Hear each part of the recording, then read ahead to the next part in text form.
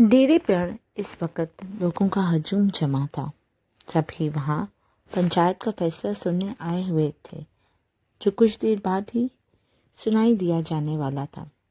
کسی کی زندگی کا فیصلہ اب سے کچھ دیر بعد ہونے والا تھا۔ سنان خانے میں اس وقت صف ماتم بچھی ہوئی تھی۔ شاہ حویلی کی عورتیں ماتم کی نہ تھیں کہ آج ان کی عزت کا سرعام جنازہ اٹھنے لگا تھا۔ یا اللہ، کاش محمل کو یہاں لاتے ہی نہیں تو میری بچی کی عزت محفوظ رہتی۔ تمنا بیگم نے بالکل ساکت بیٹھی محمل کو اپنے ساتھ لپٹایا، جس کی آنکھوں سے ایک آنسو تک نہیں گرا تھا۔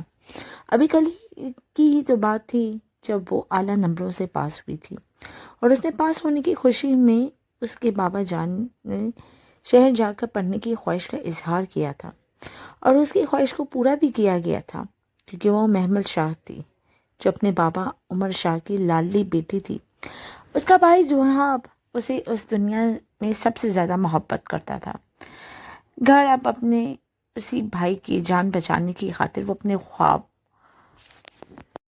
اور اپنی خوشیوں کی قربانی دینے جا رہی تھی۔ محمل، میرے بچے ہیں، کچھ تو بولو، اپنی ماں سے تو بات کرو، ادھر ایسے چپ نہ رہو، میرا کلیجہ بیٹھ رہا ہے تمہیں ایسا دیکھ کر۔ تمنا بیگم مسلسل بین کر رہی تھی، مگر محمل پر کسی بات کا اثر نہیں ہو رہا تھا۔ کچھ ہی دیر بعد پنچایت میں شور سا اٹھا تھا۔ سرپنچ آ چکے تھے اور فیصلہ سنایا جانے والا تھا۔ باہر پنچایت میں عمر شاہ اور ذوحاب شاہ سر جھکائے بیٹھے تھے۔ آج وہ غلطی پر تھے اور ان کی وجہ سے ایک معصوم کی زندگی برباد ہونے والی تھی۔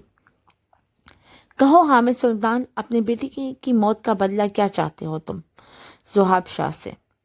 اپنا فیصلہ تو میں آپ کو بہت اچھے سے سنا چکا ہوں۔ اس نے میری بیٹی کو قتل کیا ہے، لیکن میں اسے قتل نہیں کروں گا۔ اپنے دشمن کو اتنی آسان موت دینے کا میں روادار نہیں ہوں۔ میں تو اسے تڑپ تڑپ کر مرتے دیکھنا چاہتا ہوں۔ وہ موت کی دعا کرے اور اسے موت نہ آئے۔ حامد سلطان کی شفقت بھری بات پر زنان خانے میں موجود تمنا بیگم نے اپنے سینے پہ ہاتھ دھرا۔ حامد سلطان، کیا یہ آپ کا آخری فیصلہ ہے؟ سرپنچ، انہیں نہیں، کہیں میری جان لے لیں، میری بہن کا پیچھا چھوڑ دیں۔ باپ کے لاکھ سمجھانے کے باوجود وہ بھفڑا تھا۔ میری بہن بے قصور ہے، اس کا کوئی قصور نہیں ہے، آپ کو ایسا نہیں کرنے دوں گا میں۔ میری گولی سے مرا ہے نا ان کا بھتیجا، تو یہ رہا میں اور یہ میرا سینہ، چلائیں گولی اور کر دے میرا سینہ چھلنی۔ ذوحاب کی بات پر عمر شاہ تڑپ کر اس کے سامنے آئے تھے۔ ذوحاب، نہیں بابا، خدا کے لیے اس کے ساتھ ایسا ظلم نہ کریں، اس کے خواب بکھر جائیں گے، یہ اس کا فیصلہ ہے۔ ذوحاب، وہ اپنے بھائی کو کھونا نہیں چاہتی، عمر شاہ بے بسی سے کہہ رہے تھے، جبکہ حامد نخوت سے ان دونوں باپ بیٹے کی بے بسی سے لطف اندوز ہوتے مسکرا رہے تھے، اور ان کی مسکراہٹ ذوحاب شاہ کو کوئی انتہائی قدم اٹھانے پر اکسا رہی تھی۔ اس سے پہلے کہ وہ اپنی سوچ پر عمل کرتا، کسی نے سختی سے اس کا ہاتھ تھاما تھا۔ ذوحاب نے اپنے ہاتھ تھامنے والے کو دیکھا، مگر باپ کی جگہ محمل کو دیکھ کر اس کی آنکھیں حیرت سے پھیلی تھیں۔ تم پر محمل کی جان بھی قربان، بھیا ایسا کچھ مت کرنا کہ میری قربانی ضائع ہوں۔ اپنے بھائی کے سینے سے لگی وہ کہہ رہی تھی، اسے سمجھا رہی تھی، بہت ہو گیا یہ ناٹک، تیار کرو اس لڑکی کو، اسے لے کر جانا ہے ہمیں اپنے ساتھ۔ حامد شاہ اپنی جگہ سے اٹھے۔ مہتاب خان، جاؤ شاہناز کو بلاؤ، وقت آ گیا ہے کہ اپنے بھائی کے بدلے کا۔ ان کا حکم ملتے ہی مہتاب خان تیزی سے باہر نکلا، جبکہ محمل واپس اندر جا چکی تھی۔ کچھ ہی دیر بعد باہر سے شور اٹھا تھا، اور پھر سفید گاڑی سے سفید کلف لگے شلوار قمیض میں مبلول شاویز سلطان پوری شان سے اترا تھا۔ اس کے چہرے پہ چٹانوں جیسی سختی تھی، آنکھوں میں سرخ رنگوں کی ڈوریاں نمایاں تھیں۔ آؤ میرے شیر۔ حامد سلطان کا سینہ فخر سے چوڑا ہو رہا تھا۔ نکاح کی کارروائی کریں، ہمارے پاس اور بھی بہت سے کام ہیں۔ ان کے کہنے پر وہ خاموشی سے پاس موجود تخت پر بیٹھ گیا۔ اس کے بیٹھتے ہی نکاح کی کارروائی شروع ہوئی تھی۔ نکاح نامے پر دستخط کرتے اس کے ہاتھ لمحے کو تھمے تھے، تو کیا اس نے یہ سوچا تھا؟ اس کے دل میں عجیب سی چبھن ہوئی تھی، جسے چھپاتے وہ خاموشی سے نکاح نامے میں دستخط کر گیا۔ محمل سے رضامندی پوچھی گئی تو ذوحاب نے سختی سے اس کا ہاتھ تھام لیا۔ میں سب سنبھال لوں گا، محمل مت کرو یہ۔ وہ ایک آخری وقت میں بھی کوشش کرنا چاہتا تھا۔ فرار کی اب جگہ نہیں ہے، تم مر گئے تو ہم تو جیتے جی مر جائیں گے۔ میں جینا سیکھ لوں گی زحا، آپ اماں ابا کو لے کر یہاں سے چلے جانا میری خاطر۔ اس کی بات پر زحاب نے بے بسی سے آنکھیں بند کی۔ جلدی کرو، نکاح کا وقت نہیں ہے اس تماشے کے لیے۔ حویلی سے آئی وہ کرخت چہرے والی عورت ترشی سے چلائی تو محمل نے خاموشی سے نکاح نامے پر دستخط کرتے خود کو اس فرسودہ رسم کی بھین چڑھایا تھا جس کے بارے میں اس کا خیال تھا کہ وہ کچھ بن کر اس رسم کو ختم کر دے گی۔ نکاح ہوتے ہی اس عورت نے اس سختی سے اس کا بازو دبوچا، اسے کھڑا کیا اور بنا اسے کسی سے ملے بغیر اسے تقریباً اپنے ساتھ گھسیٹتی باہر کی جانب بڑھی تھی۔ اس پورے عرصے میں عمر شاہ نے ایک بار بھی اسے نہیں دیکھا تھا اور اب اس نے پلٹ کر نہیں دیکھا تھا۔ اسے ڈر تھا کہ اگر وہ پلٹی تو پتھر کی ہو جائے گی۔ کچی پکی ناہموار سڑکوں پر چلتی گاڑی ہچکولے کھا رہی تھی۔ اس کے باوجود اس کے دماغ میں انہی جھٹکوں کی ضد میں تھا۔ کھڑکی سے باہر نظر آتے کبھی دل فریب لگا کرتے تھے مگر اب کچھ بھی اچھا نہیں لگ رہا تھا۔ ان کھیت کے لانوں میں کھیلتے اس کا بچپن گزرا تھا۔ تایاب اور چچا کے شہر جانے کے بعد بابا نے اس زمین کو اپنی زندگی کا سب سے اہم حصہ جانا تھا اور اس کا زیادہ تر اس عرصہ باہر شہر میں ہی گزرا تھا، مگر بابا کی محبت ہر بار اسے یہاں کھینچ آتی تھی۔ اس بار بھی وہ کامیابی منانے یہاں آئی تھی۔ اس کا میڈیکل مکمل ہوا تھا، اس کی سالوں کی محنت رنگ لے آئی تھی۔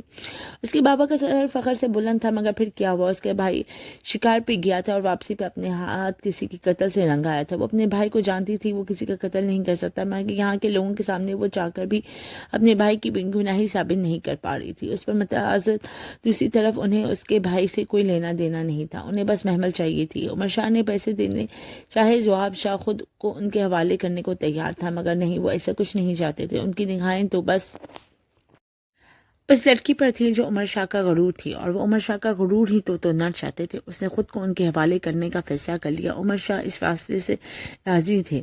وہ لاکھ اس سے محبت کرتے تھے مگر بیٹی کی خاطر وہ راضی تھے۔ البتہ زہیب راضی نہیں تھا، مگر وہ ضد پر اڑ گئی۔ اسے خود کو قربان کرنے کے لیے تیار کر لیا تھا، اور وہ اب ایسی دنیا میں جا رہی تھی جہاں موجود لوگوں سے اس کا کوئی واسطہ نہیں تھا، جن کے نام تک اسے نہیں پتا تھے، مگر اسے اتنا ضرور پتا تھا کہ اب اس کی زندگی کبھی بھی نارمل نہیں ہو سکتی تھی۔ سلطان حویلی میں اس وقت سناٹے کو چیرتی آوازیں کانوں میں سنائی دے رہی تھیں۔ حویلی کی وسیع لاؤنج میں اس وقت سفید چاندنی بچھی ہوئی تھی جس پہ بیٹھی عورتیں قرآن پڑھنے میں مصروف تھیں۔ ان عورتوں کے پاس ہی سلمہ بیگم سیاہ چادر میں خود کو چھپائے بیٹھی ہوئی تھیں۔ ان کا غم سب سے زیادہ تھا۔ آخر کو انہوں نے اپنا جوان بیٹا کھویا تھا، ان کا ماتم بنتا تھا۔ اب آپ سب اب آ جائیں۔ سلمہ بیگم نے پاس سے اٹھی حلیمہ بیگم نے ملازمہ کا پیغام پاتے ان سب کو جانے کا کہا تو سب خاموشی سے وہاں سے اٹھتے ہوئے باہر چلے گئے، جبکہ ملازمہ سب سامان سمیٹنے لگی۔ بس کرو سلمہ، اب ختم کرو اس سوگ کو۔ میرے اس شاہ نواز نے ہمارے علی کا انتقام لے لیا ہے۔ ان کی بات پر تخت کے پاس بیٹھی زرینہ بیگم نے چون کر ان دونوں کو دیکھا۔ ایک ان کی دیورانی تھی اور دوسری ان کی سوتن۔ سلطان حویلی حمید سلطان کی ملکیت تھی، جہاں ان کے دونوں بیٹے ظہیر سلطان اور حامد سلطان اپنی بیوی اور بچوں کے ساتھ رہتے تھے۔ بڑے بیٹے ظہیر سلطان نے 2 شادی کی تھی، پہلے زرینہ سے جن کے اولاد نہ ہونے پر انہوں نے حلیمہ سے شادی کی، مگر ان کی قسمت کہ زرینہ حاملہ ہو گئی اور انہوں نے شاہ نواز کو جنم دیا جسے حلیمہ نے اپنی گود میں لے لیا۔ وہ کہتی تھی شاہ نواز ان کا بیٹا ہے، جبکہ شاہ نواز کے بعد ان کے 2 بچے اور تھے، شاہ میر اور شمسا، جبکہ حامد سلطان کے 3 بیٹے تھے، ارباب، ارباز اور علی، اور 2 بیٹیاں آئلہ اور انیلا۔ اب علی انہیں چھوڑ کر جا چکا تھا۔ ان کا غم کسی صورت کم نہیں ہو رہا تھا۔ مجھے اس انسان کا خون چاہیے تھا بھابھی، میں کیا کروں گی اس لڑکی کا؟ سلمہ بیگم کی بات حلیمہ بیگم نے ان کا ہاتھ تھاما۔ ماں، مر جاتا تو کیا ہوتا؟ اتنی آسان موت چاہتی ہو تم علی کی قاتل کے لیے؟ وہ لڑکی نہیں ہے، وہ ایسا طوطا ہے جس میں اس کے باپ بھائی کی جان بستی ہے، اور تم دیکھنا جب وہ اپنی بہن کو تل تل مرتا دیکھے گا تو وہ خود بھی مر جائے گا، اور وہ اذیت موت سے بھی زیادہ بڑی ہے۔ سلمہ، اگر ایسا ہے تو میں اس لڑکی کی زندگی جہنم بنا کر دوں گی۔ بھابھی، وہ موت کی بھیک مانگے کہ سلمہ کے اندر آگ سی لگی ہوئی تھی جسے کوئی بچا نہیں سکتا تھا۔ کچھ ہی دیر میں کئی گاڑیاں ایک ساتھ سلطان حویلی میں داخل ہوئی تھیں۔ گاڑی کی آواز سنتے ہی گھر کی سبھی عورتیں اور لڑکیاں دلان میں آئی تھیں جہاں حامد سلطان شان سے گاڑی سے اتر رہے تھے. ان کے پیچھے ہی ملازمہ گاڑی سے اترتے ہی کسی پیچھے کی جانب بڑھی اور پھر اس نے کسی کو بالوں سے پکڑ کر گاڑی سے گھسیٹ کر باہر نکالا تھا. محمل کی درد بھری چیخ ان عورتوں کے دلوں کو سکون دے گئی تھی. لو سلمہ، لے لیا میں نے انتقام ہمارے علی کا. اب وہ عمر شاہ مرتا رہے گا. دونوں بازو پھیلا کر فخرانہ سے کہتے انہوں نے ملازمہ کو اشارہ کیا. اشارہ ملتے ہی اس نے محمل کو تیزی سے بیچ دلان میں پھینکا تھا جو وہ اس سب کے لیے تیار نہیں تھی. منہ کے بل گری تھی اور اس کے گرنے کی وجہ سے اس کی ٹھوڑی سے گال ہٹ کر اسے زخم دی گئی تھی. وہ جو کب سے اپنے آنسو ضبط کر رہی تھی، اس تکلیف پر آنسو ٹوٹ کر اس کے گال پر بہا تھا. ہتھیلیاں چھل گئی تھیں. تو تیرے بھائی نے میرے بیٹے کو مجھ سے چھینا ہے. اب دیکھ میں تیرا کیا حشر کرتی ہوں. تو پناہ مانگے گی مگر تجھے کچھ نہیں ملے گا. اس کا منہ دبوچتے سلمہ بیگم نے اس کے زخم کو دبایا تو اس کی چیخیں بلند ہوئی تھیں، مگر وہاں ایسا کوئی نہیں تھا جو اس کی مدد کرتا. لے جاؤ اسے پیچھے حصے میں قید کر دو. اسے حکم ملتے ہی اسی ملازمہ نے اسے بالوں سے پکڑا اور گھسیٹتے پیچھے حصے کی جانب بڑھ گئی. شاہ نواز کہاں ہے صاحب؟ اسے کچھ کام تھا، رات تک آ جائے گا. چلو اب اندر. انہیں کہتی ہیں وہ اندر بڑھ گیا ہے. جبکہ زرینہ بیگم نے دکھ سے پچھلے حصے کی جانب دیکھا تھا. ڈیرے کے قریب بہتی ندی کے کنارے پر موجود بڑے سے پتھر پہ بیٹھا وہ بالکل خاموش تھا. سرمائی آنکھیں سرخی مائل تھیں جبکہ ماتھے کی رگیں ابھری ہوئی تھیں. سفید لباس پر شکنوں کا جال بن گیا تھا مگر اسے پرواہ نہیں تھی.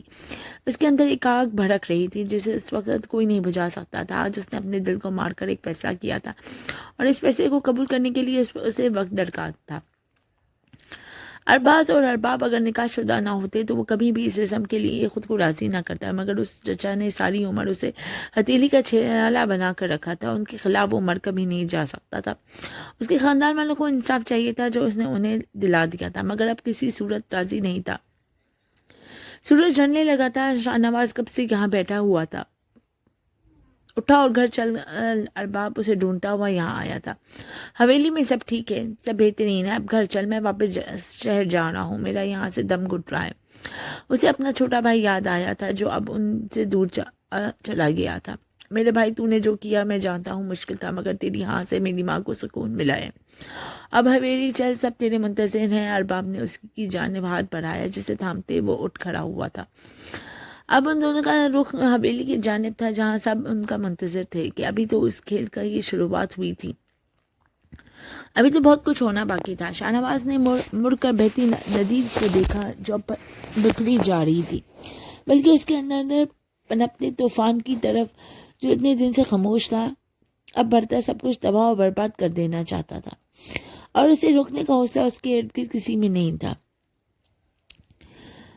یا تو وہ خود برباد ہونے والا تھا یا کسی کو برباد کرنے والا تھا. اب آگے کیا ہوگا آنے والا وقت ہی بتانے والا تھا. حویلی کے اس اندھیرے کمرے میں اسے اپنا دم گھٹتا ہوا محسوس ہو رہا تھا. اسے کلاسٹروفوبیا تھا. بند جگہوں پر اس کا دم گھٹتا تھا اور یہ کمرہ تو اس کی ضرورت سے زیادہ بند تھا اور چھوٹا تھا، جہاں ہوا کا کوئی رخ کا گزر نہیں تھا. بار بار اپنا پسینہ مسلتے وہ گہرے سانس لینے کی کوشش کری تھی، مگر جتنی بار وہ سانس لینے کی کوشش کرتی اتنی زیادہ گھٹن کا احساس اسے اپنے لپیٹ میں لے لیتا تھا. بھائی کی محبت نے خود کو قربان تو کر دیا تھا، مگر وہ تو پہلے ہی سیڑھی پہ لڑکھڑا گئی تھی. گھنٹوں کے بل زمین پر بیٹھتے ہی وہ بے دم سی ہو گئی تھی. اس کا دم گھٹ رہا تھا، اسے لگ رہا تھا وہ مر جائے گی. تبھی اچانک جیسے اس کی دعا سن لی گئی تھی. کمرے کا دروازہ کھلا اور وہ ملازمہ اندر کمرے میں داخل ہوئی. چل لڑکی، تیری بیچی آئی ہے. کہتے ساتھ اس نے محمل کو بازوں سے تھام کر کھڑا کیا تو در سے اس کی چیخ نکل گئی، مگر ملازمہ اس کے در کی پرواہ کیے بغیر اسے زبردستی اپنے ساتھ باہر لے آئی ہوئی تھی. کھلی ہوا ملتی ہی جسے اسے نئی زندگی ملی تھی. وہ تیز تیز سانس لیتے جتنا ہو سکتا تھا وہ اپنے اندر بھرنے کی کوشش کرنے لگی تھی. ایک دانستہ کوشش تھی خود کو زندہ کی، اور وہ بھی اندر بھی نہیں پہنچے تھے جب ایک سیاہ لینڈ کروزر حویلی میں آڑ کی طرح اندر سے نکلتے شخص کو دیکھ کر اسے اپنی آنکھوں پر یقین نہیں آیا.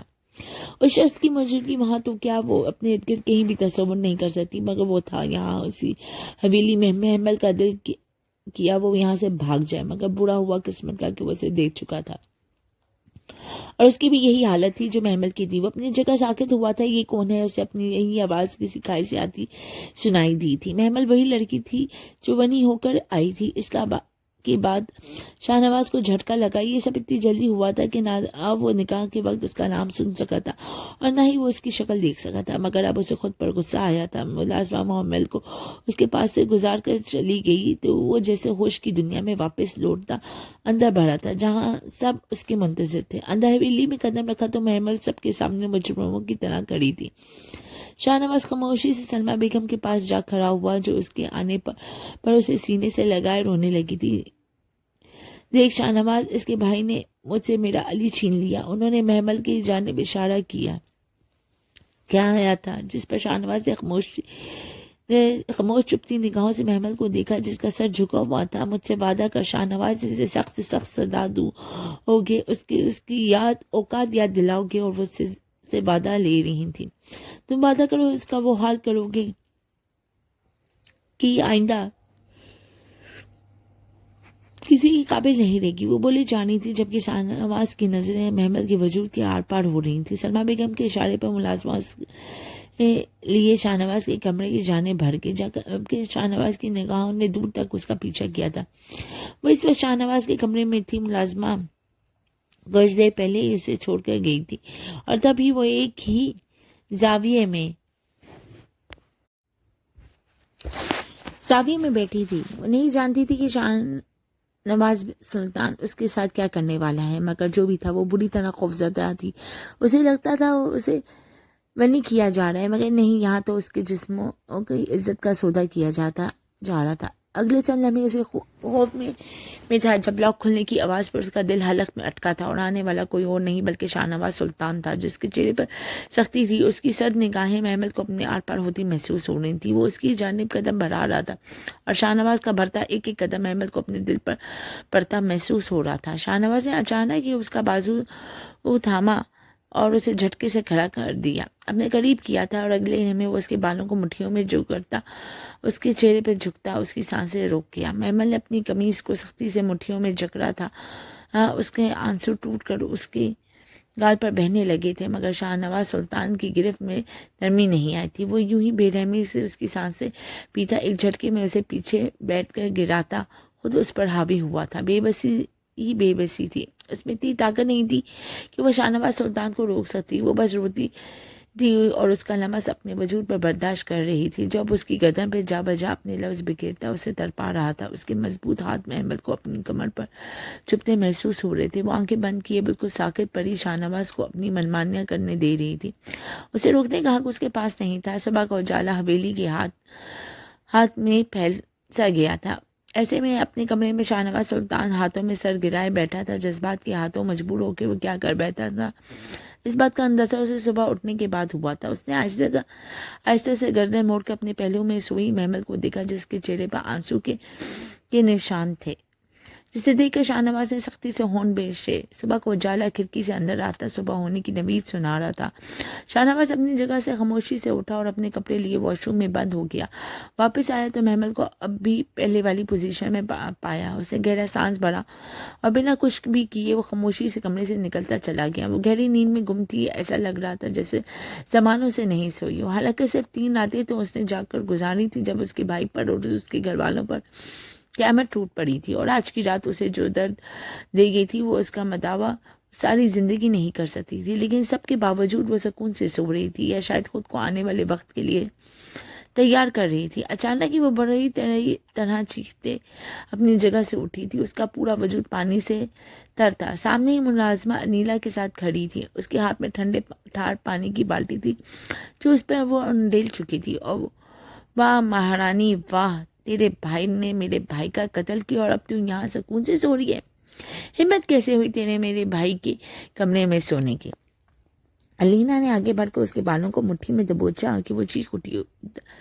درد سے زیادہ تھا. ایسا لگ رہا تھا جیسے اس کے بال کھینچ کر انیلا کے ہاتھ میں آ جائیں گے. بہت آرام ہو گیا مہارانی، اب اٹھ چل یہاں سے محمل کے درد کی پرواہ کیے وہ اسے گھسیٹتی ہوئی سینے اور اتارتی نیچے لے آئی۔ اس چکر میں محمل کی کیا پیر بری طرح زخمی ہوئے تھے، مگر وہاں کسی کو اس کی پرواہ نہیں تھی۔ آخر کیوں ہوتی پرواہ، وہ بنی کر کے آئی تھی اور اس کی حیثیت اس سے زیادہ نہیں تھی کہ اسے گھسیٹتے ہوئے وہ حویلی کے پچھلے حصے میں لے آئی جہاں برتنوں اور کپڑوں کا ڈھیر پڑا ہوا تھا۔ تیرے پاس صرف 1 گھنٹہ ہے، اگر تو نے 1 گھنٹے کے اندر یہ پورا حصہ صاف نہیں کیا تو میں تیرا وہ حال کروں گی کہ تجھے اپنے زندہ بچ جانے کیا ہوگا۔ علینا نے اسے دھمکی دی اور اپنے پیر سے محمل کی کمر پر زوردار ٹھوکر مار کر وہ وہاں سے چلی گئی، جبکہ ملازمہ اس کے سر پہ کھڑی رہی۔ محمل کل سے بھوکی تھی اور اب بھوک کی وجہ سے اسے چکر آ رہے تھے، مگر یہاں کوئی ایسا نہیں تھا جو اسے اتنا ہی پوچھ لیتا کہ وہ کچھ کھا ہی لے۔ اپنی بھوک اور اپنی تکلیف ہی وہ بھولے بیٹھی تھی۔ وہ جلدی جلدی سارا کام کرنے لگی، وہ کام جو اس نے آج تک نہیں کیا تھا، کبھی نہیں کیا تھا، کیونکہ اس نے کی ماں نے اسے بس پڑھائی پر توجہ دینے کے لیے کہا تھا۔ گھر کے کاموں سے وہ کوسوں دور تھی۔ جلدی ہاتھ چلا، کیا مر مر کے ہاتھ چلائے گی، جان نہیں ہے تیرے پاس؟ ملازمہ نے ہاتھ میں موجود ہنٹر اچانک محمل کی کمر پہ بہت تیزی سے مارا۔ وہ درد سے بلبلا اٹھی، مارے درد کے اس کے آنسو نکل گئے، مگر ایک اور پڑنے والے ہنٹر نے اسے اٹھنے پہ مجبور کر دیا۔ بہت تیزی سے ہاتھ چلانے لگی، مگر تبھی ایک اور ملازمہ آئی اور پانی کی بالٹی میں ڈھیروں ڈھیر برف ڈال کر چلی گئی۔ اس برف کے پانی نے محمل کے ہاتھوں کو جما ہی دیا تھا، اس نے انگلیاں درد کرنے لگی تھی۔ اسے لگا کہ اس کی انگلیاں شاید ٹوٹ جائیں گی، مگر یہ سب اتنا آسان تھوڑی تھا۔ وہ پورا دن اس نے اسی طرح تکلیف میں ہی گزارا تھا۔ شاہنواز کل رات کے بعد اسے نظر نہیں آیا تھا۔ وہ جانتی تھی وہ اس قابل نہیں کہ شاہنواز اسے ایک نظر دیکھنے کے بعد دوبارہ دیکھے۔ اس گھر کی ملازمائیں اور علی کی بہن انیلا پورا دن وقفے وقفے سے اسے مارتی رہی تھی، مگر اس کے پاس خاموشی کے سوا کچھ نہیں تھا۔ رات کے ایک بار پھر اسے اندھیرے کمرے میں منتقل کر دیا گیا تھا جہاں اس کا سانس رکنے لگا تھا۔ اسے لگا وہ مر جائے گی، مگر صبح کی کرنوں نے اسے زندگی کی ایک اور امید دکھائی تھی۔ آج کا دن بھی کل سے زیادہ مختلف نہیں تھا، بلکہ شاید یوں کہا جائے تو زیادہ بہتر ہوگا۔ آج کے دن کل سے زیادہ مشکل تھا۔ اس کی کمر ہنٹر کھا کر چھل گئی تھی۔ اسے حویلی آئے 2 ہفتے ہو چکے تھے، مگر درد ہر روز پہلے سے زیادہ ہوتا تھا۔ کھانے کے نام پر اسے دن میں صرف 1 وقت کا کھانا دیا جاتا تھا، اور وہ بھی گھر کا بچا ہوا کھانا۔ پوری حویلی کے لوگ اور ملازم جب کھانا کھا لیتے تو ان کے پلیٹوں کا بچا ہوا کھانا اسے ملتا تھا۔ وہ لڑکی جس نے ہمیشہ سے زادیوں والی زندگی گزاری تھی آج قدموں میں رہ رہی تھی۔ 3 ہفتے گزر گئے تھے اسے یہ ظلم سہتے سہتے۔ اس کی اچانک اس کی طبیعت بگڑنے لگی، پورا دن الٹیاں کرتے گزرنے لگا تھا۔ وہ اپنی حالت سے پریشان تھی، اسے سمجھ نہیں آ رہا تھا اسے ہوا کیا ہے۔ تبھی اچانک ایک دن وہ گھر کے کام کرتے باہر آئی، مگر سامنے شاہنواز سلطان کو کھڑا دیکھ کر اس کے ہوش اڑے تھے۔ وہ اسے دیکھتے اپنے قدم پیچھے لیتی تیزی سے اس سے بچ کر بھاگتی کچن میں آئی تھی۔ وہ اس انسان کا چہرہ تک نہیں دیکھنا چاہتی تھی جو اسے استعمال کرنے کے بعد پلٹ کر واپس بھی نہیں آیا تھا۔ اس نے یہ جاننا بھی گوارا نہیں کیا تھا محمل کس حال میں ہے۔ غصے کی لہر اس کے پورے وجود میں دوڑ گئی تھی۔ وہ اچھے سے اپنی حالت سمجھ چکی تھی۔ وہ خود کو اور آنے والی زندگی کو ختم کر لینا چاہتی تھی۔ اسی بنا سوچے سمجھے اس نے کیبنٹ میں رکھی زہر کی گولیاں جو انہوں نے کیڑے مارنے کے لیے منگوائی تھی ایک کے ساتھ حلق میں اتار لی۔ محمل کا دماغ خراب ہو گیا۔ تمہارا چھوڑو اسے۔ وہ جتنی دیر میں بھاگ کر اس تک آیا اتنی دیر میں وہ زہر کھا چکی تھی۔ اس سے پہلے کہ وہ اس کے قریب آتا محمل ہوش و حواس کھوتی زمین بوس ہوئی تھی۔ شاہنواز تیزی سے اس کی جانب بڑھا تھا، اسے باہوں میں بھرے وہ تیزی سے وہاں پر سے نکلتا تھا۔ مجھے بچا لو، وہ نرس کے ہاتھ پکڑتے گڑگڑائی۔ وہ اس وقت نیم بے ہوشی میں تھی اور مسلسل رو رہی تھی۔ ہوش آنے کے بعد بھی وہ نرس کا ہاتھ تھام گئی کہ 3-4 ہفتے اس پہ کتنے بھاری گزرے تھے یہ بس وہی جانتی تھی۔ باہر شاہنواز سلطان کھڑا تھا، اس کا شوہر جس کے ساتھ اسے بنی کیا گیا تھا، مگر وہ ایک رات کے بعد سے اسے نظر نہیں آیا تھا۔ 3 ہفتے ظلم سہنے کے بعد اسے زہر کھا لیا تھا۔ جب اسے ہسپتال لایا گیا تو نرس کو اس پر رحم آیا تھا۔ اس نے آنکھوں کے اشارے سے محمل کو پرسکون ہونے کا کہا اور باہر جا کر شاہنواز کو کچھ دوائیاں لانے بھیج دیا۔ جیسے ہی شاہنواز وہاں سے غائب ہوا نرس فوراً اس کے پاس آئی اور اسے کچھ ضروری سامان کے ساتھ چند پیسے بھی تھما گئی۔ نرس کو اس پہ رحم آیا تھا جب ہی اسے ہسپتال کے پچھلے رستے سے بھگا دیا گیا تھا۔ وہیں دوسری طرف دوائیاں لیتے اس کی ملاقات محمل کے ڈاکٹر سے ہوئی تھی جس نے محمل کے حاملہ ہونے کی خبر شاہنواز کو دی تو اسے جیسے اپنی سماعتوں پر یقین نہیں ہوا تھا۔ وہ باپ بننے والا تھا اور محمل اس کے بچے کی ماں۔ خوشی سب اسے سمجھ نہیں آیا کہ وہ کیا کرے۔ وہ تیزی سے اوپر محمل کے پاس بھاگا تھا، مگر وہ وہاں ہوتی تو اسے ملتی۔ شاہنواز سلطان جو اس کے حاملہ ہونے کا سن کر اپنی آنے والی اولاد کے لیے خوش ہوا تھا، اس معصوم کے بھاگ جانے پر غصے سے پاگل ہونے لگا تھا۔ وہ اسے ہر طرف ڈھونڈ چکا تھا پر وہ اسے کہیں نہیں ملی۔ میں تمہیں جلد ڈھونڈ لوں گا اور تمہارے لیے دل دھڑکنے لگا تھا، پر تمہاری سزا پہلے سے زیادہ ہو گئی، خود سے کہتا وہ تیزی سے وہاں سے نکلا تھا۔ شکستہ قدموں سے چلتی وہ اپنے ہاسٹل داخل ہوئی تھی۔ ابھی پچھلے مہینے تو وہ چھٹیاں منانے گئی تھی، کیا پتا تھا زندگی ایسا مذاق کرے گی۔ اس نے اپنے کمرے کو دیکھا، رات گہری ہوتی جا رہی تھی۔ کیا پتا تھا زندگی ایسا مذاق کرے گی۔ اس نے اپنے کمرے کو دیکھا، رات گہری ہوتی جا رہی تھی۔ ایسے میں وہ سنگل بیڈ پر جا بیٹھی۔ فی الحال وہ اپنے گھر نہیں جا سکتی تھی، کیونکہ شاہ نواز سلطان اسے ڈھونڈنے سب سے پہلے گھر ہی جاتا۔ حویلی کے کسی فرد کو اس کے ہاسٹل کا نہیں پتا تھا، اور اس کے باپ بھائی کبھی شاہ نواز کو اس کا ہاسٹل نہیں بتائیں گے۔ تھک کر وہ بیڈ پہ گری تو پورے جسم میں سکون کی لہر دوڑ گئی، جیسے ساری تکلیفیں لمحے میں ختم ہوئی تھیں۔ اس نے آہستہ سے اپنے پیٹ پر ہاتھ رکھا۔ صرف ایک مہینے میں اس کی پوری زندگی ہی بدل گئی تھی۔ میں تمہیں اسے جہنم میں کبھی نہیں جانے دوں گی، چاہے کچھ بھی ہو جائے، اس ننھے وجود سے کہتی وہ آنکھیں موند گئی۔ اس کمرے میں اس وقت 4 نفوس تھے، جن کے چہرے کے تاثرات الجھے ہوئے تھے، جبکہ ان کے سامنے کھڑا شاہ نواز سلطان غصے سے بھرا ان کے سامنے تھا۔ میں آخری بار پوچھ رہا ہوں، مجھے بتائیں محمل کہاں ہے؟ ہم نہیں جانتے۔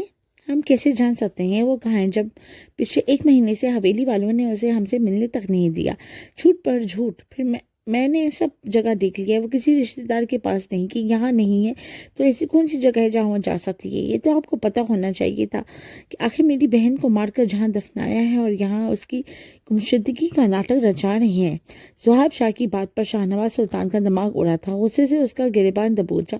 وہ اسے اپنے مقابل کر گیا۔ بکواس بند کرو میں نے ایک دن کے علاوہ دیکھا تک نہیں تھا۔ میں ماروں گا اسے؟ تم نہیں مارو گے تو تمہیں کیا لگتا ہے تمہارے گھر والے اسے نہیں ماریں گے؟ ضحاب کی بات پر شاہ نواز سلطان نے غصے سے اسے دیکھا۔ ونی کا مطلب سمجھتے ہو تم؟ شاہ نواز سلطان میری بہن کے مارنے کے لیے لے گئے تھے وہ، اور میرے بابا نے ایسا کرنے دیا کیونکہ انہیں میں عزیز تھا، اور تمہارے اس چچا نے مجھے مارنے سے انکار کر دیا تھا۔ وہ اپنی بہن کا بدلہ میری بہن سے لے رہے ہیں۔ میرے باپ نے ان کی بہن سے شادی کرنے سے انکار کیا تو اس نے خود کو مار لیا۔ شاید اسی لیے میرے باپ نے بھی میری بہن کی قربانی اتنی آسانی سے دے دی۔ صاحب سب کو آئینہ دکھا رہا تھا۔ عمر شاہ نے تڑپ کر اسے دیکھا۔ ہاں وہ شرمندہ تھے، مگر وہ محمد سے بہت محبت کرتے تھے۔ شاہ نواز کا ہاتھ ضحاب کے گریبان سے چھوٹا تھا۔ اس کی نگاہیں دیوار پہ لگی محمد کی تصویر پہ تھی۔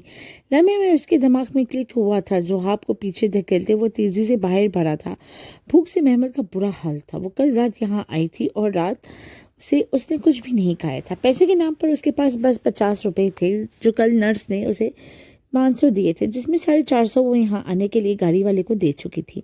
میدا اب جواب دینے لگا تو وہ چادر اچھے سے اپنے گرد اوڑے گھر سے باہر نکل آئی۔ اس وقت روڈ پر رش نہ ہونے کے برابر تھا۔ اپنی گھسی پٹی سی چپل کثیر کر وہ بامشکل روڈ کے سائڈ پر بنی چھوٹی سی دکان کے پاس آئی تھی، جہاں اس نے اپنے لیے ایک چھوٹا نوڈلز کا پیکٹ لیا۔ پیسے دے کر جیسے ہی ہاسٹل تک آئی، سامنے شاہ نواز سلطان کو دیکھ کر اس کی جان ہوا میں ہوئی تھی۔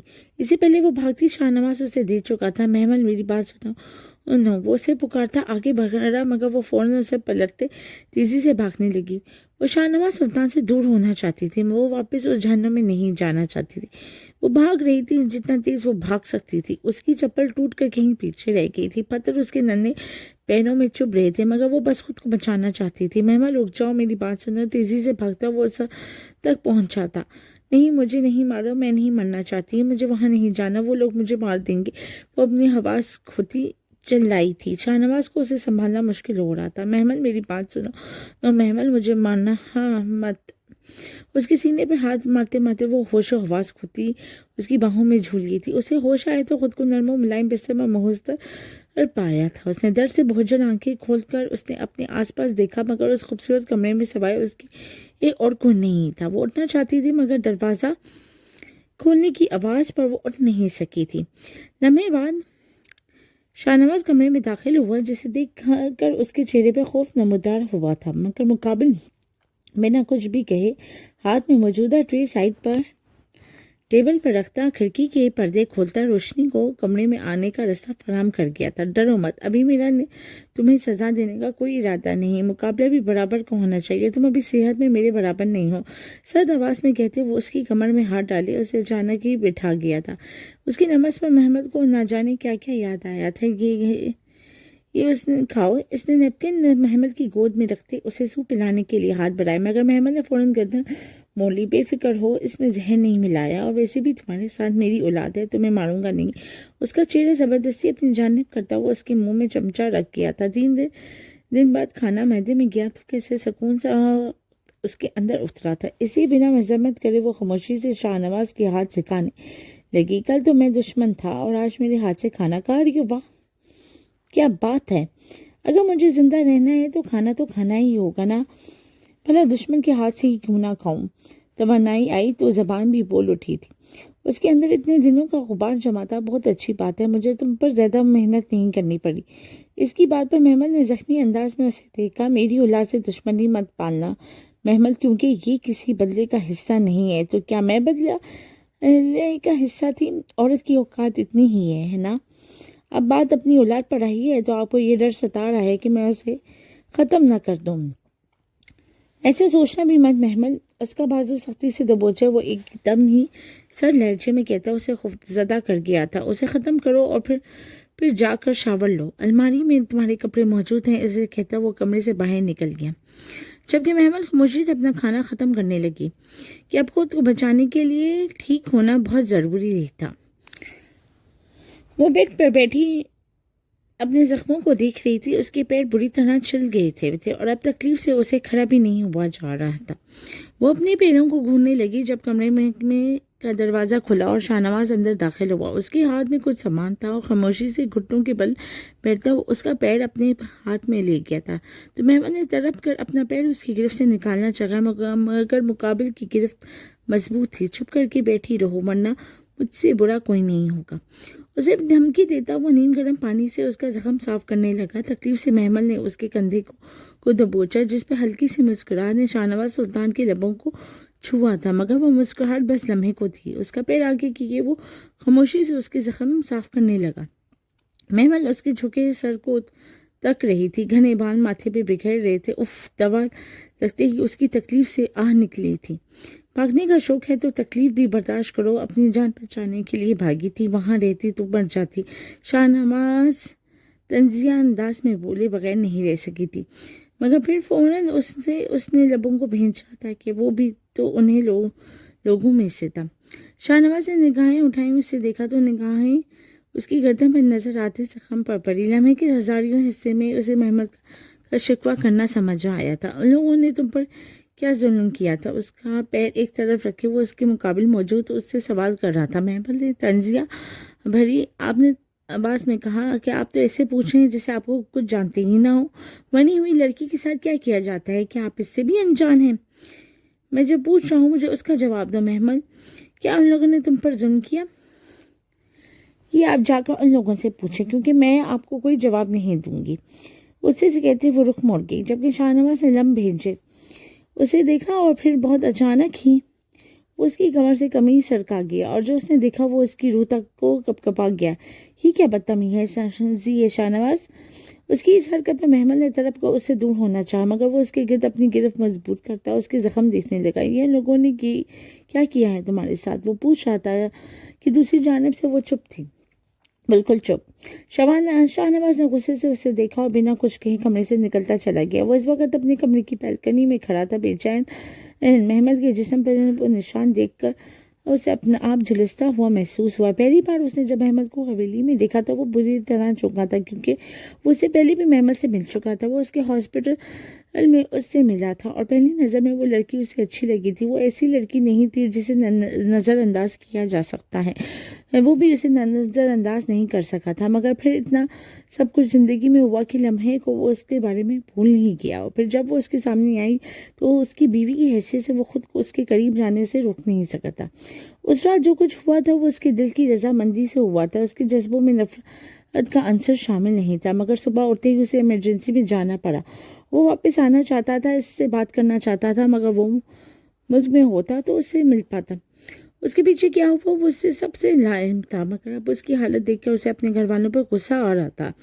جس رسم کے وہ خلاف تھا پہلے وہ اسی رسم کا حصہ بنا اور پھر اسے بچا ہی نہ سکا۔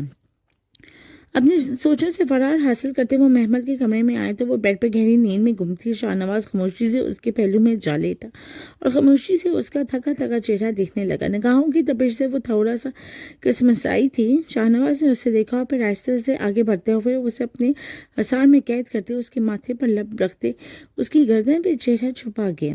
شاہ نواز کی اس قربت پر محمل نے جھٹکے سے آنکھیں کھولی، پھر مگر مقابل کی گرفت اتنی سخت تھی کہ وہ بنا مذمت کیے خاموشی سے آنکھیں موند گئی۔ وہ شاور لے کر آئی تو شاہ نواز کمرے میں نہیں تھا۔ وہ پچھلے ایک ہفتے سے اس کے سونے کے بعد کمرے میں آتا اور اس کے اٹھنے سے پہلے ہی چلا جاتا تھا۔ اس شخص کا رویہ اس کی سمجھ سے باہر تھا، جو اسے سزا دینے کے لیے لایا تھا، مگر سزا تو دور وہ اس کی طرف دیکھ بھی نہیں رکھتا۔ پہلی ملاقات کے وقت وہ کیسے اسے نظر بھر کر دیکھ رہا تھا۔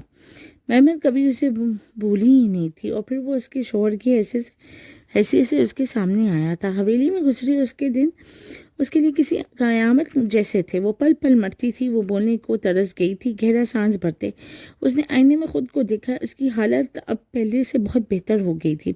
بال باندھتے ہوئے وہ آہستہ سے سینیاں اترتے نیچے آئی تو ملازمہ ناشتہ لگا چکی تھی۔ بی بی جی آ جائیں، ناشتہ تیار ہے، صاحب کہہ کر گئی کہ آپ ناشتہ کر کے تیار رہیے گا، آج آپ کو ڈاکٹر کے پاس جانا ہے۔ اس کی بات پر سر ہلاتے وہ خاموشی سے ناشتہ کرنے لگی۔ ابھی وہ فارغ ہی ہوئی تھی کہ شاہ نواز اسے اندر آتا دیکھا دیا اور وہ شاید سیدھا اپنے آفس سے آیا تھا۔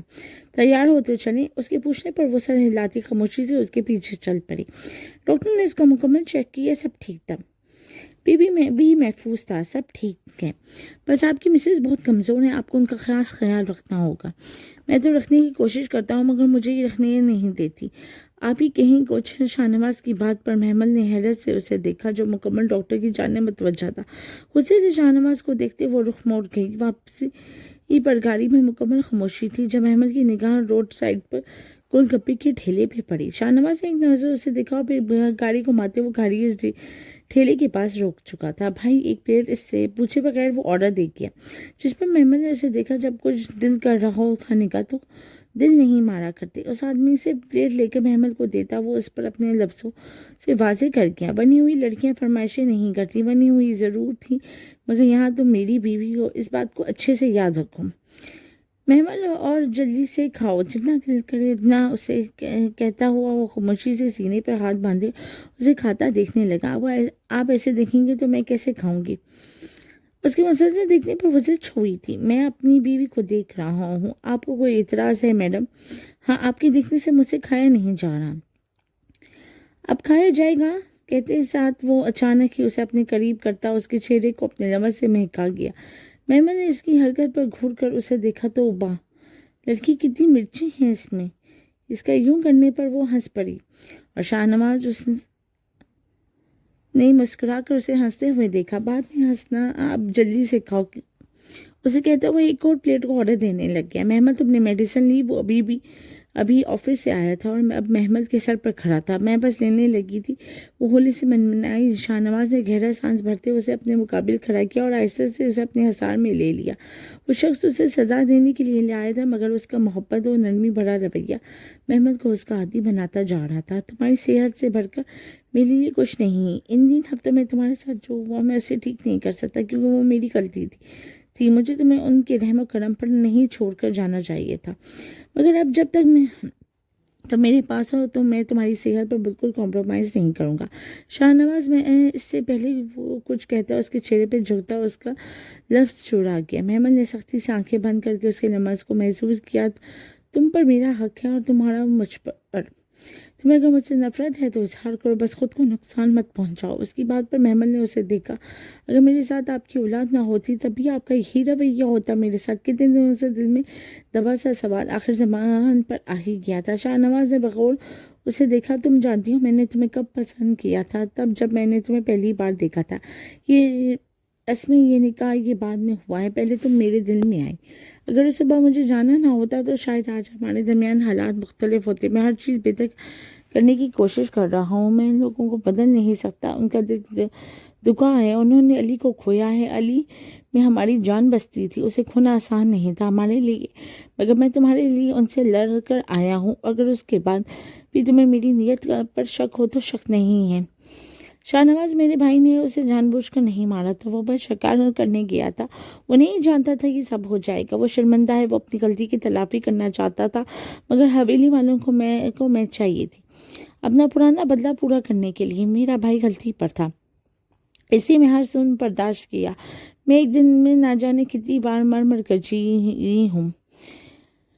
पुरानी बातें मत याद करो, गुजर गया जो वक्त वो गुजर गया। हम इस रिश्ते की नई शुरुआत नहीं कर सकते महमल। वो उसका हाथ थामे मोहब्बत से पूछ रहा था। महमल ने लम्हे को सोचा और फिर आहिस्ता से इस बात में सर हिला दिया।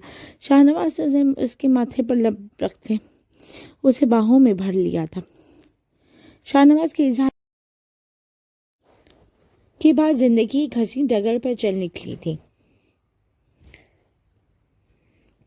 महमल माजी को बुलाए आगे बढ़ रही थी। अपना सब दर्द वो कहीं पीछे छोड़ आई थी। हर रात शाहनवाज की पनाहों में जिंदगी हसीन लगती थी। तकलीफों के बाद राहत मैसर हुई थी। उसने इस राहत और खुशी को कबूल किया था। वो नाशुक्री नहीं बन सकती थी क्योंकि वो अकेली नहीं थी, उसके साथ एक और जान जुड़ी थी। वो नहीं चाहती थी कि उसकी औलाद बिना बाप के पले ले जान। वो इस वक्त सोचों में गुम थी जब शाहनवाज ने उसे पीछे से अपने हिसार में कैद किया, जिस पर वो चौंक कर उसे देखने लगी। क्या हुआ? मुझे अर्जेंट मीटिंग के लिए दुबई जाना है। इसकी बात महमल ने खपकी से उसे देखा। शाहनवाज, बस 15 दिन की बात है, मैं जल्द वापस आ जाऊंगा, आई प्रॉमिस। उसके सामने आता वो मजबूती से उसका हाथ थाम गया था। शाहनवाज, अंकल आंटी की तरफ छोड़ देता हूँ मैं तुम्हें नहीं, मुझे उसी घर में रहना है, कहीं नहीं जाना मुझे। मगर क्यों? आप अकेली होंगी तो मैं कैसे सुकून से रहूँगा? मैं कहीं नहीं जाना चाहती, यहीं रहूँगी, आप बेफिक्र होकर जाएं। उसे बिल्कुल भी तंग नहीं करना चाहती थी। ओके, मैं अम्मा पी को कहता हूँ वो पूरा दिन आपके पास रहें। ओके ओके बॉस, मुस्कुरा के कहते उसने अपना सर शाहनवाज के सीने से ढकाया तो वो उसे खुद में भेज गया। शाहनवाज को ये 10 दिन हो गए थे जो, और वो शख्स दिन में 10 बार उसे वीडियो कॉल करता। महमल आहिस्ता आहिस्ता उसकी आदी होती जा रही थी। इस शख्स की बेतहाशा मेहनत ने उसके सारे गम मिटा दिए थे और वो अपनी आखिरी मराहल में थी। ऐसे में उसे शाहनवाज की सख्त याद आ रही थी। हालांकि उसने आधे घंटे पहले ही उससे बात की थी और आज उसका कुछ अच्छा खाने का मूड था तो अमान ड्राइवर के साथ बाजार तक गई थी। ऐसे में वो घर में बिल्कुल अकेली थी। जब बेल बजी, बिना कुछ भी सोचे समझे उसने दरवाज़ा खोल दिया। सामने खड़े इंसान को देखकर उसका चेहरा का रंग तब्दील हुआ था। उससे पहले वो कुछ पूछती या करती पूरा घर अंधेरी की नज़र हो गया। वो पिछले 1 घंटे से मुसलसल घर पर कॉल कर रहा था मगर कोई कॉल रिसीव नहीं कर रहा था और बस वक्त एयरपोर्ट जा रहा था। उसका इरादा महमल को सरप्राइज़ करने का था। लगता है मसरूफ़ हो गया, खुद से कहते वो मोबाइल बंद करता अंदर बढ़ गया जहाँ से उसकी फ़्लाइट सीधा कराची की थी। एयरपोर्ट से निकलते ही वो सीधा घर के लिए निकला था। महमल के लिए फूल लेता। वो जैसे ही घर पहुंचा सामने खड़ी अम्मा बी को देखकर उसे कुछ गलत होने का एहसास हुआ था। अम्मा बी, शाहनवाज बेटा। इसकी आवाज़ सुनते ही अम्मा बी रोती उस तक पहुंची कि क्या हुआ, सब ठीक है? महमल कहाँ है? उसका दिल अनजाने खौफ से धड़कने लगा था। मैं नहीं जानती, मैं तो सामान लेने गई थी, वापस आई तो महमल बेटी कहीं नहीं थी। मैंने हर जगह देख लिया, आसपास में भी पूछ लिया मगर वो कहीं नहीं थी। अम्मी बी का रो रो का बुरा हाल था और हालत तो शाहनवाज की भी खराब थी। ऐसे आखिर महमल कहाँ जा सकती है? तेजी से वो अंदर भरा था। उसने खुद एक कमरा देखा था मगर वो नहीं थी, कहीं भी नहीं थी। शाहनवाज सुल्तान के पैरों से ज़मीन खिसक गई थी। उसने सीसीटीवी फुटेज चेक की मगर महमल को बाहर जाता दिखाई दिया जा रहा था मगर उससे आगे कोई फुटेज नहीं थी। उसका सामान घर में नहीं था तो क्या वो उसे छोड़ गई थी? ये सोच आते ही शाहनवाज को अपनी दुनिया ख़त्म होती हुई महसूस हुई थी। नहीं, वो मेरे साथ खुश थी, ऐसा नहीं हो सकता, वो मुझे छोड़ के नहीं जा सकती। वो यकीन करने को तैयार नहीं था। वो पागलों की तरह महमल को ढूंढ रहा था। वो हवेली में आया मगर वो कहीं होती तो मिलती। दिन रात तेजी से गुजरते जा रहे थे। महमल को गए हुए 15 दिन हो गए थे। उसकी डिलीवरी के दिन करीब थे। शाहनवाज को कुछ समझ नहीं आ रहा था। जिंदगी एक बार फिर अंधेरी हो गई थी। वो भाग गई है। शाहनवाज, सारा जेवर और पैसे लेकर भूल जाओ उसे। हनीमा बेगम ने उसके सर पर हाथ फेरा तो शाहनवाज ने सुर्ख होती निगाहों के साथ उन्हें देखा। वो मुझे धोखा नहीं दे सकती अम्मा, कभी नहीं। उसकी बात पर हनीमा बेगम के माथे पर बल पड़े थे। ऐसा तो तुम्हें लगता है मगर सच तो ये है वो भाग गई है। तुम भी इस हकीकत को कबूल कर लो। तुम्हें जो बच्चे का गम है तो क्या गारंटी है वो बच्चा तुम्हारा ही है? अम्मा, उनकी बात पर वो इतनी ज़ोर से धारा था कि हनीमा बेगम को लगा कि उनके कान के पर्दे फट जाएंगे। शाहनवाज, खबरदार खबरदार, जो आपने उसके ऊपर उंगली उठाई वो मेरी बीवी है, उसके किरदार का गवाह मैं हूँ।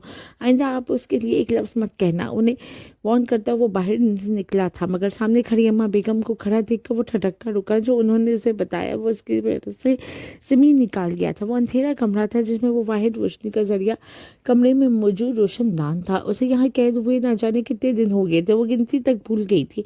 उस दिन हलीमा बेगम मुझसे मिलने आई थी और इसके बाद महमल को कुछ याद नहीं था। उसे होश आया तो वो इस कमरे में थी। उस दिन के बाद से एक औरत आकर उसे खाना दे जाती। वो एक बार फिर अंधेरों में भरी दुनिया में आ गई थी। वो खुद को मजबूत बनाने की कोशिश कर रही थी, मगर दिन ब दिन बिगड़ती हालत उसे कमज़ोर करती जा रही थी। आज सुबह उसे उसकी तबीयत ख़राब थी। वो अपनी मौत को देख चुकी थी। उसे लगा वो कभी अपनी औलाद की खुशी नहीं देख सकेगी। उसका सांस उखड़ने लगा था जब अचानक कमरे का दरवाज़ा धार से खुला। आने वाला शख्स का चेहरा शाहनवाज जैसा था। वो उसे पुकार रहा था, उसे बाहों में भरते चीख रहा था, मगर वो जवाब देने से कासिर थी। उसकी आंखें बंद होनी थी। महमल, मेरी खातिर उठो महमल, मैं मर जाऊंगा तुम्हारे बगैर महमल। में वो पागलों की तरह रो रहा था, चीख रहा था। अम्मा भी ने हली बेगम की बातें सुनकर फौरन शाहनवाज को बताया था महमल को अगवा करने वाली वो हैं। उसके बाद उसे लम्हा नहीं लगा था कि उनसे सर चुकलवाने में, और जगह पता चलते ही वो यहाँ था। आखिरकार उन्होंने उसकी सौतेली माँ होने का सबूत दे ही दिया था। महमल की हालत बिगड़ती जा रही थी।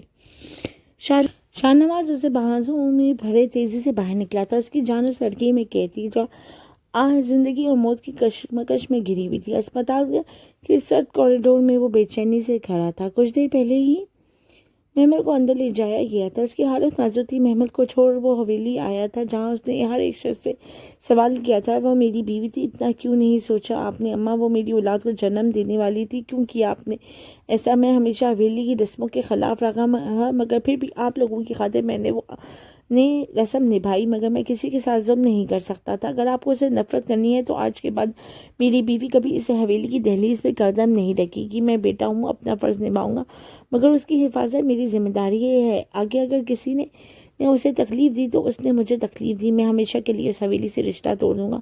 उन्हें कहता वो रुका नहीं था और अब वो यहाँ था अपनी महमल के पास। कुछ ही देर बाद डॉक्टर उसके पास एक नन्हा शहजादा लेकर आए।